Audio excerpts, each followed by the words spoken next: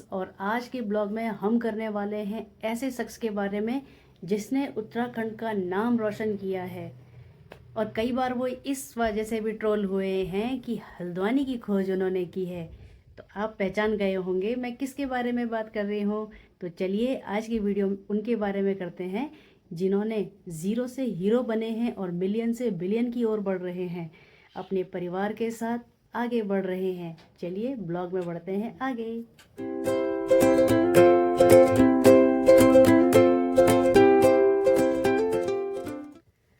सौरभ जोशी उत्तराखंड में इसलिए भी ट्रोल हो रहे हैं कि वो इतनी आपदाएं आती हैं तब वो कुछ नहीं करते हैं, लेकिन सौरभ जोशी अपना योगदान समाज में कहाँ दे रहे हैं ये मैं आपको आज इस वीडियो में बताने वाली हूँ।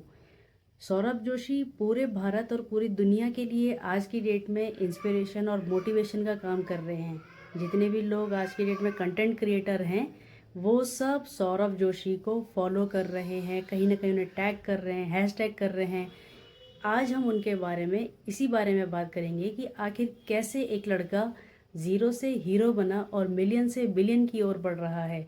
तो चलिए वीडियो में बढ़ते हैं आगे। जिससे पहले हम लोग वीडियो में आगे बढ़ें, आप अगर वीडियो देख रहे हैं तो इसको लाइक कर दीजिए, शेयर कर दीजिए और सब्सक्राइब करना बिल्कुल मत भूलिएगा for upcoming videos. Saurabh Joshi के चैनल पर सिर्फ लास्ट 30 डेज में ही 466 मिलियन व्यूज आए हैं और इन्हीं 30 दिनों में 9 लाख से भी ज्यादा लोगों ने इनको सब्सक्राइब भी किया है। ये नंबर इतना बड़ा है कि इनके कॉम्पिटिटर्स इनको कंपटीशन तक नहीं दे पा रहे हैं। और तो और सौरभ जोशी ने रिसेंटली अभी अपने वाइफ के नाम पर एक अलग ही हाइप बना रखी है। एक्चुअली इन्होंने खुद की वाइफ के साथ 9 वीडियोस बनाई है जिन पे इन टोटल व्यूज हैं 78 मिलियन। अगर हम सिर्फ $0.5 का आरपीएम पकड़ के चले पर 1000 व्यूज पर होगा तो बेशक इससे ज्यादा ही, क्योंकि उनकी हर वीडियो 8 मिनट से ज्यादा लंबी होती है। लेकिन अगर लोएस्ट नंबर भी पकड़ कर चले तो यूट्यूब इनको देता होगा पर मिलियन के लगभग 43,000 रुपीज और 78 मिलियन व्यूज के होते हैं लगभग 33.5 लाख रुपए। इतने में तो लोगों की पूरी शादी निपट जाती है। समझ रहे हो क्या हाइप है उस बंदे की। और अभी तो लड़की का फेस रिवील, शादी का व्लॉग, शादी की बात की चीजें, बहुत कुछ आना बाकी है। तो क्या हवा चल रही है, किस लेवल की हवा है। लेकिन आखिर ये हवा चली तो चली कैसे? कैसे एक मजदूर का बेटा 36 मिलियन सब्सक्राइबर्स तक पहुंच गया? आखिर इसने किया तो ऐसा किया क्या जिससे ये बस में सफर करने वाला लड़का आज प्राइवेट जेट तक पहुंच गया है? इसके लिए मैंने 6 दिन डिटेल में रिसर्च करके इसकी सक्सेस को डिकोड किया है, इसलिए बने रहना इस वीडियो में। यूजुअली यूट्यूब पर लोग बात करते हैं टाइटल, टैग्स, डिस्क्रिप्शन और थंबनेल की, इसलिए मैंने शुरुआत करी इनकी सबसे पॉपुलर वीडियोस की टाइटल से, जिसमें इंक्लूडेड थे living 24 hours in car challenge, Diwali vlog, ये क्या कर दिया पीयूष के साथ, पीयूष की new cycle, playing Holi with gamer fleet. सारे के सारे सिंपल और बेसिक टाइटल्स, बट फिर भी मिलियंस ऑफ व्यूज। और अगर बात करें टैग्स की तो टैग्स सिर्फ ट्रेंडिंग वीडियोस में काम आते हैं। व्लॉगिंग वीडियोस में टैग्स का दूर दूर तक कोई लेना देना ही नहीं है। फिर मैंने इनके डिस्क्रिप्शन को रीड करना शुरू किया, लेकिन वहां पे भी मेरे को कोई वायरल चीज मिली नहीं, सिर्फ बेसिक इंफॉर्मेशन प्रोवाइडेड थी, कोई तड़क भड़क नहीं थी। और इसके बाद बात आती है सबसे मेजर फैक्टर थंबनेल की। लेकिन थंबनेल भी अगर आपने इनका गौर किया हो तो इसमें कोई खास टेक्स्ट इंक्लूडेड नहीं है, कोई क्लिकबेट नहीं है, कोई प्रोफेशनल एडिटिंग नहीं है, लेकिन फिर भी मिलियंस ऑफ व्यूज आते हैं। और इनकी वीडियोस में आपको कोई खास एडिटिंग भी देखने को नहीं मिलेगी। इसका मतलब ना रीजन है टाइटल, ना टैग्स, ना डिस्क्रिप्शन, ना एडिटिंग और ना थंबनेल। फिर मैं सोचने लगा कि आखिर रीजन है तो है क्या।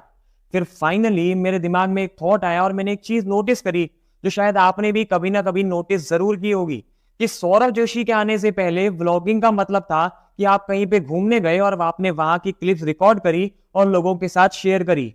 लेकिन सौरभ जोशी के आने के बाद व्लॉगिंग का मतलब ही बदल चुका है। लोग इसके चैनल पर व्लॉगिंग देखने नहीं आते हैं, इस बंदे की लाइफस्टाइल देखने के लिए आते हैं। ये किसी की लाइफ में कोई वैल्यू ऐड नहीं करता है, फिर भी मिलियंस ऑफ लोग रोज इसकी डे टू डे एक्टिविटीज देखने के लिए इसके चैनल पर आते हैं। और यही मेन रीजन है इसकी सक्सेस का भी। इसने काम तो वही किया जो दूसरे लोग कर रहे थे, बस तरीका अलग था, इसलिए ये बंदा इतनी तेजी से ग्रो कर चुका है। लेकिन सिर्फ इतना ही नहीं, इसके अलावा 2 और मेजर रीजंस हैं जिसके चलते आज सौरभ जोशी इतना बड़ा नाम बन गया है। तो चलिए जल्दी से उन 2 रीजंस को भी फटाफट से कवर कर लेते हैं। अगर आप सौरभ को लंबे समय से फॉलो कर रहे हो तो आपको पता होगा कि सौरभ जोशी के इस चैनल बनाने से पहले एक और चैनल था जो कि था सौरभ जोशी आर्ट्स, जिस पर आज 5 मिलियन सब्सक्राइबर हो चुके हैं। और इस पर ही अपने स्केचेस की वीडियो बनाकर वो अपलोड किया करते थे। और अगर कभी टाइम मिले तो जाकर देखना इनकी पुरानी वीडियोस को। प्रॉपर आर्ट है इस बंदे के हाथ में, तो सक्सेस कैसे नहीं मिलेगी? सक्सेस झक मराकर इनके पास आई है। और दूसरा रीजन है कंसिस्टेंसी। इस फैक्टर को भी कभी इग्नोर नहीं किया जा सकता है, क्योंकि इन्होंने अपने पहले चैनल पर 600 से ज्यादा वीडियोस अपलोड करी थी और ये अपने इस चैनल पर भी 2100 से ज्यादा वीडियोस डाल चुके हैं। दोस्तों, जैसा कि मैंने आपको पहले बताया कि आज हम बात करेंगे उत्तराखंड की शान सौरभ जोशी के बारे में। सौरभ जोशी ने वो कर दिखाया है जो लाखों लोग सिर्फ सपनों में सोचते हैं। हर रोज़ लगातार मेहनत, नए नए आइडियाज़ और सबसे बड़ी बात, अपने परिवार के साथ मिलकर उन्होंने अपने चैनल को एक मुकाम पर पहुंचा दिया है, जहां आज करोड़ों लोग उन्हें देखना और उनसे जुड़ना पसंद करते हैं। जी हाँ, रास्ते में आलोचनाएं भी आईं, कुछ लोगों ने उन्हें ताने भी मारे, लेकिन कहते हैं ना, मेहनत कभी बेकार नहीं जाती। सौरभ भाई। तो दोस्तों, आजकल लोग ये भी कहते हैं कि उत्तराखंड में जब जब आपदाएं आते हैं, सौरभ जोशी मदद नहीं करते हैं, इसलिए बेकार है। वैसे कैसे इन्फ्लुएंसर हैं? तो मैं आपको बताना चाहूँगी, भले ही वो आपदा में अपना योगदान ना दे रहे हों, लेकिन वो बच्चों की शिक्षा के लिए स्कूल में बहुत सारी चीज़ें दान करते हैं, ताकि बच्चों को अच्छी शिक्षा दीक्षा मिल सके और वो कामयाब इंसान बन सकें। लेकिन सच तो ये है कि सौरभ भाई ज़ीरो से हीरो बने हैं, अपनी मेहनत और अपने परिवार के सपोर्ट से। पहले इंसान खुद का परिवार सँभालता है, फिर दूसरों की मदद करता है। और रही बात आपदा राहत कोष की, तो भाई, जितनी बड़ी सरकार, नेता और अधिकारी हैं जिन पर ज़िम्मेदारी है, उन्हें पहले आगे आना चाहिए, क्योंकि सौरभ जोशी को किसी मंत्री, संतरी या किसी बड़े आदमी ने नहीं बनाया है। वो खुद अपनी मेहनत से बने हैं। आज सौरभ भाई रोज नए मुकाम हासिल कर रहे हैं। हमारी यही शुभकामनाएं हैं कि वो नए नए माइलस्टोन छूते रहें। दोस्तों, आपको सौरभ भाई की जर्नी से क्या सीख मिलती है? कमेंट में ज़रूर लिखें। और